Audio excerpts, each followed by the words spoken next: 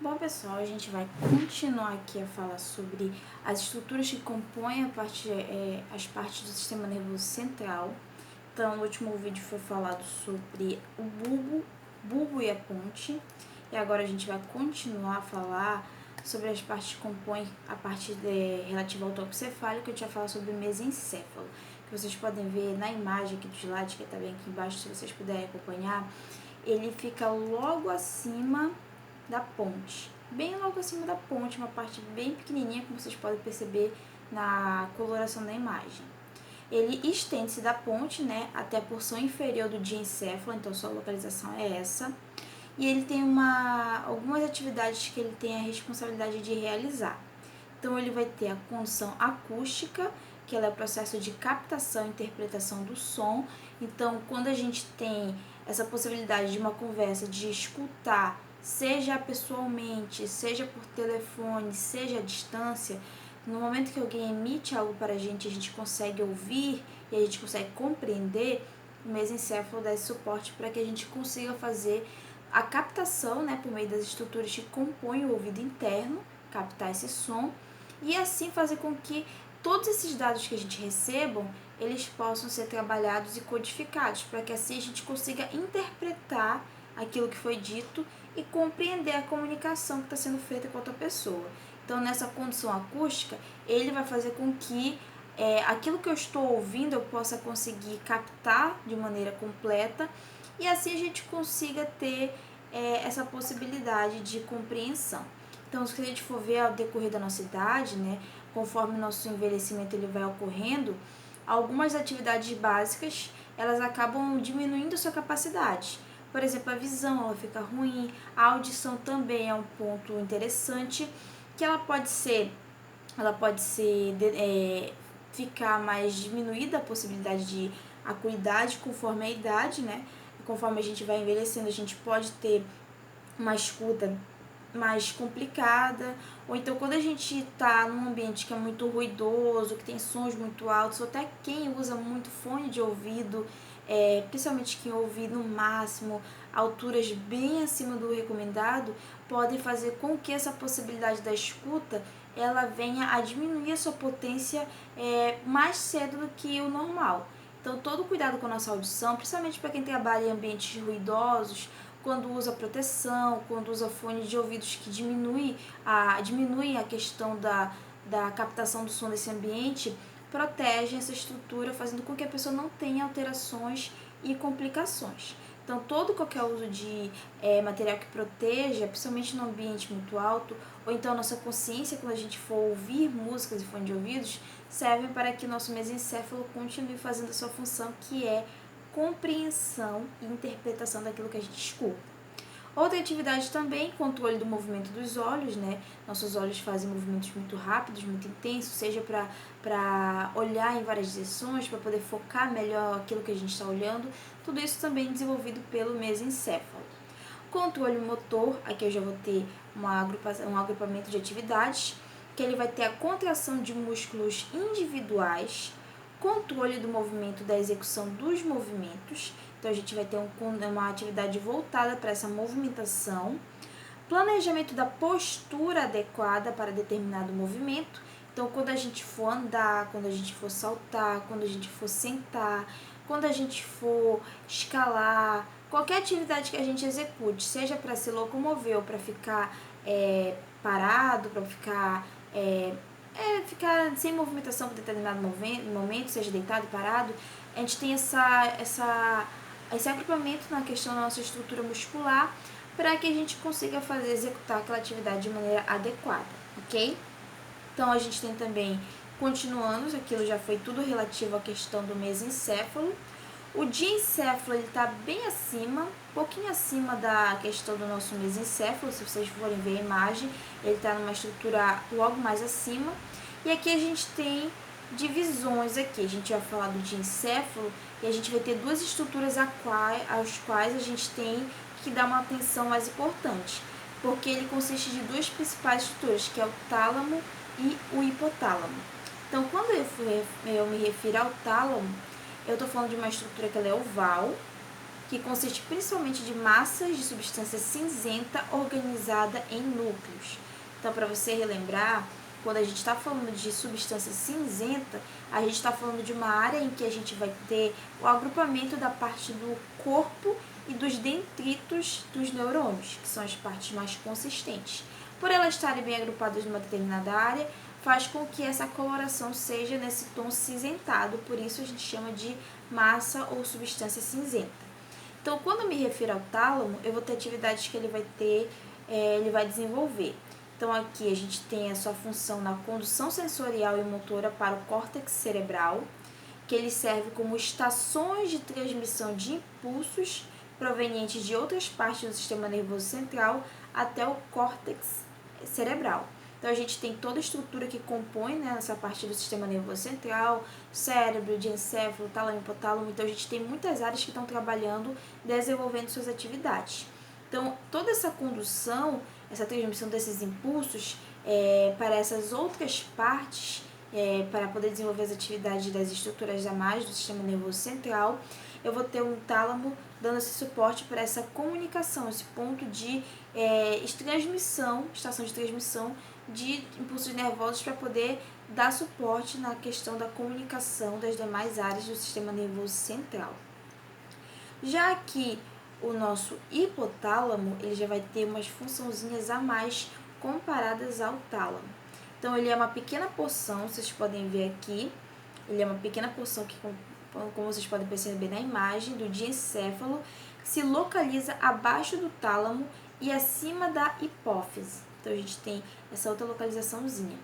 A gente tem, como atividades, uma lista bem maior de funções em que ele desenvolve que são de suma importância para o nosso corpo. Então, primeiro aqui a gente tem o controle autônomo, que ele regula atividades como o ritmo cardíaco, né, que é o período de tempo que vai ter um batimento para outro. Então, quando a gente tem essa contagem de 100, 70 batimentos por minuto, esse ritmo se dá pelo espaçamento de tempo de um batimento para outro. Então, quando a gente tem esse ritmo acelerado, esse ritmo diminuído, esse ritmo no quantitativo normal, a gente tem a questão do tálamo tentando manter. Então, a gente passa por emoções, às vezes dá uma certa queda de pressão, situações que diminuem o nosso ritmo cardíaco, e o nosso hipotálamo ele vai dar suporte para fazer esse controle para a gente permanecer nesses parâmetros. Também ele dá suporte no movimento do alimento através do trato gastrointestinal e o controle da bexiga urinária. Então, a gente tem esse controle em que a gente não tem a questão do comando direto. Então, quando ele fala desse controle autônomo, são atividades que eu diretamente não controlo. Não é que nem minha mão, que eu quero abrir, que eu quero fechar, que eu quero movimentar, quero segurar, que eu faço. Controle autônomo são coisas que não estão na minha capacidade de poder comandá-las. Como o nosso batimento cardíaco, a gente não pode comandar diretamente, não é um músculo na qual a gente tem o controle para que ele faça essa atividade. Ele realiza isso de uma maneira autonômica. Aqui, o movimento do alimento através do trato gastrointestinal. Então, quando eu estou falando dessa questão da movimentação da alimentação, eu só tenho controle até essa parte aqui, quando eu estou fazendo a questão de colocar o alimento na minha boca, quando eu começo a mastigá-lo para que ele possa ser triturado, para que ele possa ser diminuído, até que ele se forme no bolo alimentar e no momento que eu engulo. Então, até eu engolir, são coisas que eu realizo e eu tenho controle disso. No momento que eu vou engolir meu alimento para que ele possa descer toda essa estrutura aqui, chegar ao estômago, ser digerido, isso já está fora do meu controle. Então, são a questão dessas movimentações autônomas que ele vai desenvolver, principalmente nessa questão do trato gastrointestinal. E também na contração da bexiga urinária. Então, às vezes, a gente tem a vontade de urinar, e aí a gente tem essa contração para que possa dar suporte. Em algumas situações, às vezes, essa musculatura ela acaba tendo uma facilidade maior devido a alguma infecção, devido a alguma doença, que faz com que haja sua contração involuntária. Mas, na questão desse controle, a gente tem o hipotálamo nessa atividade desses controles autônomos dessas estruturas. Controle endócrino, ele controla a liberação de muitos hormônios da hipófise, servindo como conexão primária entre o sistema nervoso e o sistema endócrino. Então, se a gente for falar de hormônios acerca do sistema endócrino, a gente vai precisar de muito mais tempo para poder explicar cada um, a importância deles e tudo mais. Então, como a gente falou logo no início da disciplina, sistema nervoso central, sistema nervoso, sistema endócrino, eles têm pontos em comum porque eles são pontos que vão controlar o corpo. Assim como os impulsos nervosos eles dão suporte para a gente realizar as atividades, seja de forma, aquela forma que a gente é autônoma, quando tem essa movimentação de órgãos que a gente não controla, e esse movimento que a gente tem o controle, o sistema endócrino também vai fazer atividade.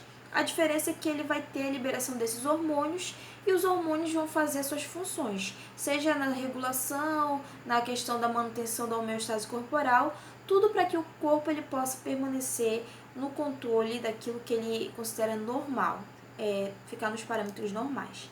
Então, o controle endócrino, muitas coisas em que a gente vai ter o nosso hipotálamo lá dando suporte para que a hipófise faça a liberação desses hormônios. Controlar a temperatura corporal normal, então também isso a gente falou na outra disciplina, né, que a gente faz. Quando eu falo na questão da temperatura, o valor considerado até normal para uma pessoa que não está febria é de 36,6 até 36,9 graus. Então, a gente estando nesse parâmetro aí, a gente é considerado como uma temperatura normal.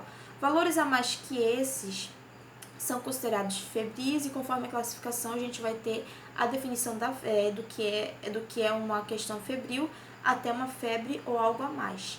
Então, diante de situações que a gente passa, de estruturas que vão entrar no nosso sistema, no nosso organismo, podem gerar com que haja diminuição ou aumento da nossa temperatura. Para que a gente permaneça nesse valor normal, adequado, o hipotálamo está lá para poder manter esse controle da temperatura que é considerado normal. Também ele regula a ingestão de alimentos por meio de dois centros, centro da fome e centro da ansiedade. Então, quando eu quero comer, para que eu saiba que eu tenho necessidade de comer, eu sinto a fome. Então, essa fome é gerada por esse centro em que há o controle do hipotálamo, que ele vai gerar essa necessidade de me alimentar, fazendo com que eu tenha vontade de fazer as refeições, café da manhã, almoço, janta, lanche, qualquer horário. Então, eu tenho esse ponto que me gera essa fome, fazendo com que eu possa me alimentar. Quando eu me alimento, eu já sacio minha fome, eu vou ter a noção de quando eu devo parar, através desse centro da saciedade. Então, a gente vai se alimentando, no momento que o estômago ele já tem um quantitativo que é considerado o suficiente para poder suprir as nossas carências alimentares, esse centro da saciedade, ele é ativado, fazendo com que eu sinta que eu esteja cheia, que eu esteja satisfeita, fazendo com que eu pare de alimentar. Então, o hipotálamo me gera fome para que eu possa me alimentar e ele me dá o sinal da saciedade para que eu termine minha alimentação e não extrapole nessas questões. Também a questão de um centro da sede, que regula a ingestão de líquidos, né? Então, a gente também tem um centro que dá suporte para que a gente sinta essa necessidade de se hidratar. Então, é importante ter essa ingestão de líquidos constantes para que a gente não tenha uma desidratação e não venha só beber água quando bate aquela sede intensa. Então, quando o corpo está necessitando mesmo de líquidos para poder manter a hidratação, fazer suas funções, centro de sede vai lá dar sinalização, bate aquela vontade e aí a gente bebe algum líquido para que a gente possa saciar o nosso corpo. E por último, uma das áreas do cérebro que mantém a consciência e os padrões de sono. Então, diante de mudanças, diante de emoções, a gente tem às vezes o nosso período de dormir alterado, a questão da nossa consciência alterada, mas para poder manter o suporte e a regularidade, o hipotálamo ele faz com que a gente tenha, né, esse controle de ter a questão de dormir à noite, no período noturno para descansar, ou então no período da tarde para poder ter mais força para continuar o dia, fazer esse descanso, e a consciência, né? Mas que são fatores que podem ser alterados por doença, por traumas, que podem fazer com que a gente entre em outro estágio de inconsciência. Tirando isso, para a gente estar consciente, ter a nossa regularidade de sono, o hipotálamo ele faz esse controle e faz com que permanecemos nessa regularidade, ok? A gente vai continuar as próximas partes no próximo vídeo.